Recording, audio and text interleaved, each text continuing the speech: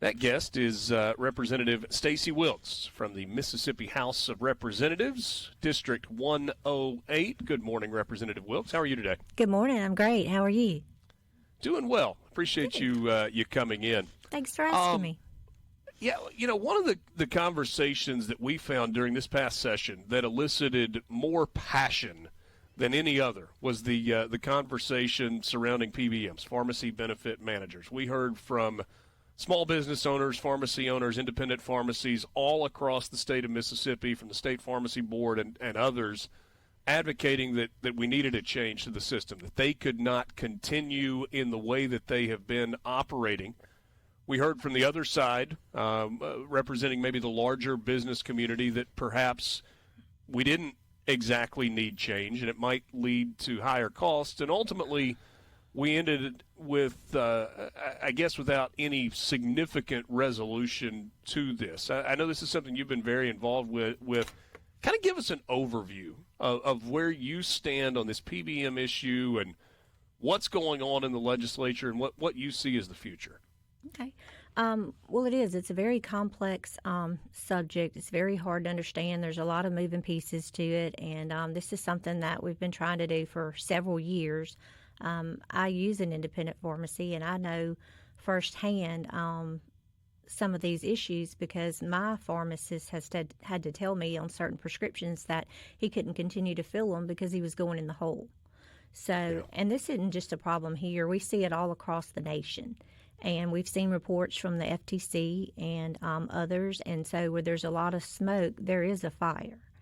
And so and basically, and there is another side, and we hear the business community, and I'd met with the business community. I met with a small PBM. I've met with the Board of Pharmacy, independent pharmacist. I tried to do my homework and circle the whole perimeter. I've worked with our federal delegation.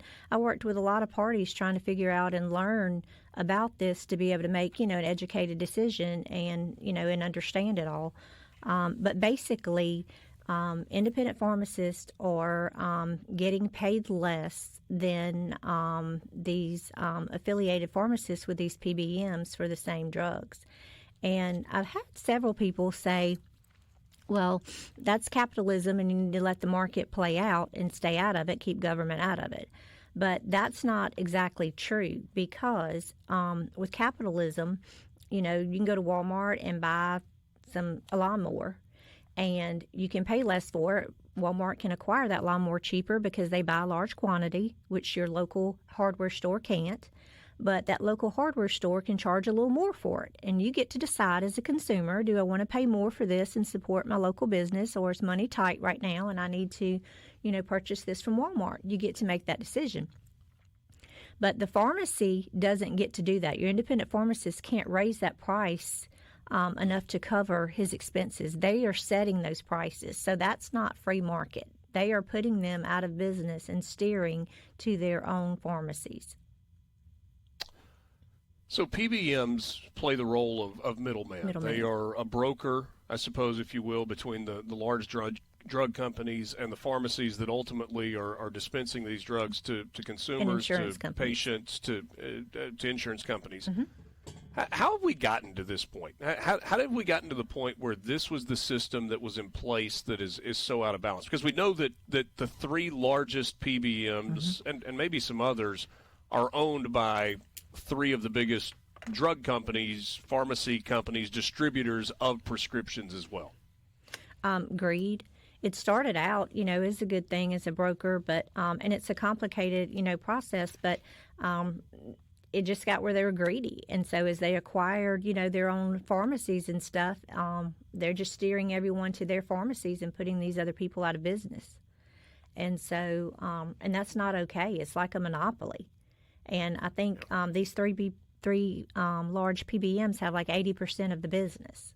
So we're putting our mom and pops out of business, and they're the ones in our community supporting Little League. They're the ones that open up during the night. They're the ones that spend a lot of time educating you on your drugs and are just part of your community. And it's not just siding with them. I mean, It's just a matter of right and wrong, and also what the PBMs are doing, they're driving up the cost of the medicine. So what got lost in the conversation was the patient. The patient is paying more for their drugs because of these PBMs. Visiting with Stacey Wilkes from Mississippi House of Representatives, represents District 108. So you were chair of the Drug Policy Committee, is that correct? Yes, sir. And you are no longer in that role? Correct. Tell me, is this simply because of you advocating for PBMs and that legislation not coming to pass, or is there more to that?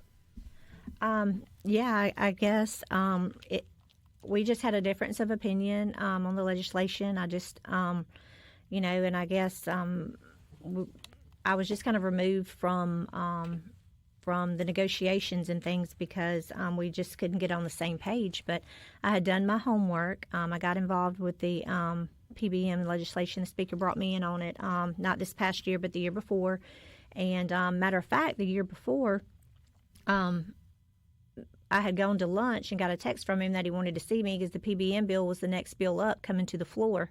And so we met, and again, I was new to it at that point, had studied it some, but still was green on it.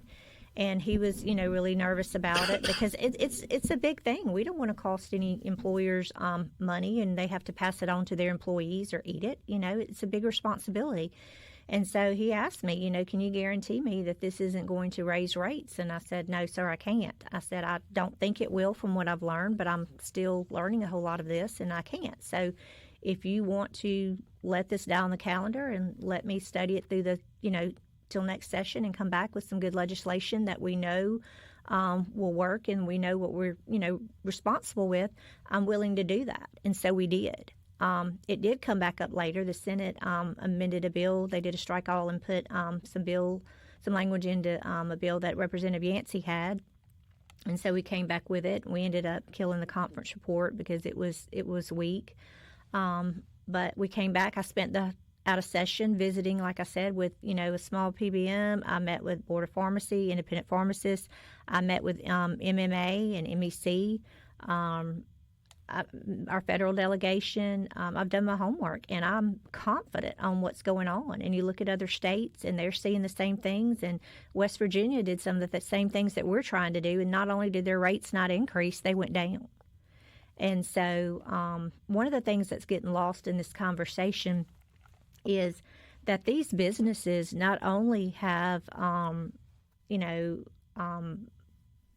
responsible for it, they have an obligation to negotiate a good contract on behalf of their employees. And I don't think that's maybe necessarily happening because they keep saying if you do NADAC or if you do this, you do that, our rates are going to increase. Well, they don't have to. You need to negotiate a better contract or go to a different PBM. It's not okay to not negotiate a better contract, to just accept what they give you and put another industry out of business. So, the Speaker has the prerogative to set committee assignments, to set chairs of committees. Did you get an explanation on this, on specifically why you were being removed, or was it just your job to kind of read between the lines? Just read between the lines. I wasn't told anything, but there's nothing else that's transpired. And look, I disagree with his decision, of course. I was hurt. I've worked really hard in my role since I've became chairman, but, that's his he has that prerogative to do that, and I've come to terms with it. I've accepted it. I have a good relationship with the Lord, and I trust the Lord, and the Lord allowed this to happen, so there's a reason for it, and so I'm going to do what I've always done. I've only been a chairman for a year and a half, and I've accomplished a lot of things since I was elected in 2017, and so I don't like it, but it's part of it. And so I'm going to continue working for my people. My people elected me. They've been so supportive through this whole thing. I never would have dreamed of the support I would have had. But not only from my community, but from people across this state and people I don't even know. But I stand up for what I believe in. And I know I did my homework on the matter, so I felt confident. And I'm stood up for my people, and so I'm going to continue working for my district. I represent 25,000 people, and so does he. He only represents 25,000 people in his district, and I'm going to work for my people just like he is, and so chairman or not. So even though I don't agree with it, there's work to be done. Visiting with Stacey Wilkes. She's District 108, Mississippi House of Representatives. Let's kind of spin this forward on the other side of the break. What is the right solution in terms of PBM legislation? Representative Wilkes mentioned West Virginia. We've talked a little bit about the story out of Ohio that has been a success story. Is that a model that makes sense? We're back with you right after this. Mornings with Richard Cross, SuperTalk, Mississippi. Mornings with Richard Cross, SuperTalk, Mississippi. Glad to be with you. We're visiting with Stacey Wilkes from the Mississippi House of Representatives. District 108 is her home territory, and we're talking about PBMs and some of the advocacy she has had for independent pharmacies here in the state of Mississippi, pushing PBM legislation in Mississippi, but also being removed as chairman of the Drug Policy Committee in the House of Representatives. And so I suppose the larger question is, based on all the work that you've done on this, what do you see as a solution that, one, is good for independent pharmacies? Actually, that shouldn't be one. That should be two. One is good for patients, Absolutely. good for end First users, and for foremost. consumers. Two is good for independent pharmacies. And three is also good for the larger business community to make sure that they are not seeing increased rates. Because it feels like you're almost serving three masters with a solution that is good for all of those. So I guess I was going to say that's the larger question. Correct. But then also, where have we seen it work? Because the story out of Ohio where they've gone to kind of a single PBM for the entire state seems to have worked, but it kind of flies in the face of some of the conservative principles that we would look at, where you go, look, you don't want more government, you want less government, and this is the government jumping right in the middle of the pharmacy benefit manager conversation. Right. Well, transparency, that's a big thing, of course, when you have transparency that shows things, and that's good. That's always good for everyone. But I want to go back for just a second, if you don't mind, and talk about last session, talk about the conference report and why the bill ultimately died. In that, and there was a lot of, back and forth, and we won't get through all of that. This is for the session just concluded, session right? That just concluded, yes. Okay. So, because we had another bill that made it through the way and came all the way through conference, and then the conference report died. So it died in the House on a point of order. There were three bad things in that bill. One was a severability clause. And that's common in a lot of bills, but normally the severability clause says if any part of this legislation is found to be unconstitutional, then that part is null and void, but the rest of the legislation stays intact. But this severability clause said if any part of this legislation is found unconstitutional, the whole thing is null and void. So they were wiping out everything if any part of it at all was found unconstitutional. So that was a big problem. The other problem was, and it was already existing language, so this is something that they came in and were taking away, but they were carving out ERISA plans. And as we know, ERISA plans are, laws for that the federal government established for health plans, retirement plans, and things like that. So but by carving out these ERISA plans, they took that out of the steering section. Independent pharmacies were going to lose 70 to 80% of their insurance customers, because 70 to 80% of the customers that they had were ERISA plans. So you're costing them 70 to 80% of their business. Now they're already suffering, and now you're going to take away an additional 70 to 80%. So that was huge. That was a huge hit to independent pharmacists. And then also it had a 3-year repealer. So in 3 years, we would have to come back and pass something all over again, because in 3 years it would just all go away. So those were three things that were detrimental to independent pharmacists. And so that is those are the three big reasons why the independent pharmacists did not support this legislation, the majority of them, and why the bill didn't make it. So what's the solution? What's the policy that would do the most good for the most people? Well, number one is transparency. Like I said, anytime you have transparency, and not just with the PBMs, but anytime you have transparency in government, and you have accountability for that transparency, that's going to be great. That's going to do a lot of good. But the other thing I think, which this was a concession that the independent pharmacists had to give up, and that was NADAC. And NADAC is the National Acquisition Drug Cost. It's a formula that is used that is not as easily manipulated. It's a more accurate benchmark. And as a matter of fact, in 2017, CMS basically said Medicare and Medicaid, you're going to have to either use this NADAC benchmark or create your own benchmark, because the AWP that they were using, which we're currently using, wasn't working. So when Mississippi switched to NADAC for Medicaid, they're saving over $50 to $55 million a year. And that's after the increased dispensing fee. So it was actually more than that. And then you subtract the increase of dispensing fee, and you're down to saving $50 to $55 million a year. So I think NADAC would have been great, but that was one of the negotiations that independent pharmacists had to give up.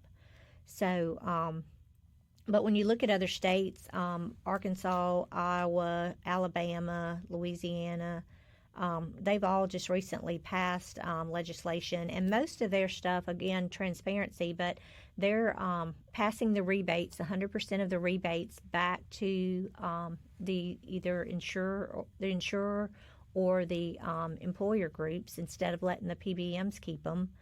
And they're stopping the steering, where they can't steer them to their affiliated pharmacies.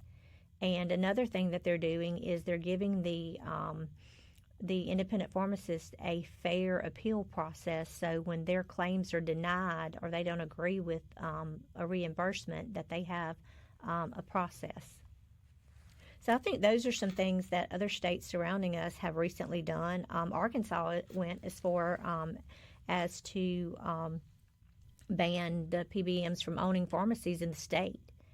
And Louisiana tried that. That failed. They did pass some legislation, but that failed. And the governor, Landry, has hinted that there may be a special session to come back and get tougher, more restrictive legislation for PBMs. So there's a lot out there, like you said, and we want to be fair. The last thing I want to do is increase premiums for anyone. That's the last thing any of us want. Sure. But I think when you put transparency out there, I think when you put a model out there such as NADAC that's not easily manipulated, that's more of a true benchmark, and because what you have right now, you have the PBMs, they're manipulating drug prices. So every year when your formulary changes and the medicine you've been getting, suddenly it's not on there anymore. It's because they picked a medicine where it's more profitable. So they're basically playing doctor and saying, this is what we're going to give you, not what your doctor thinks. This is what we want you to have.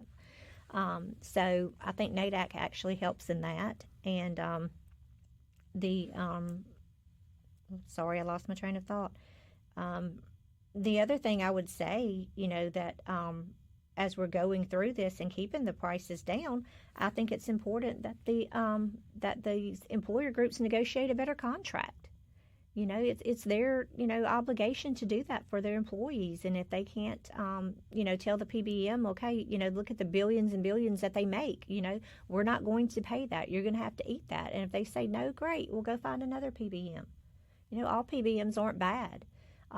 This past session, I sat down with a guy that owns a small PBM, and a colleague invited me to lunch one day and said, I want you to meet this guy, and he owns a PBM, and I'd like you to meet him and talk to him. He has some concerns. So I said, sure. So there were several of us at lunch, and I'd actually already met the man, and so we talked at lunch, and he was telling me he had some concerns. So the last thing I wanted to do was hurt him, because he's trying to make a living, but he's not trying to hurt independent pharmacists. He's trying to do the right thing.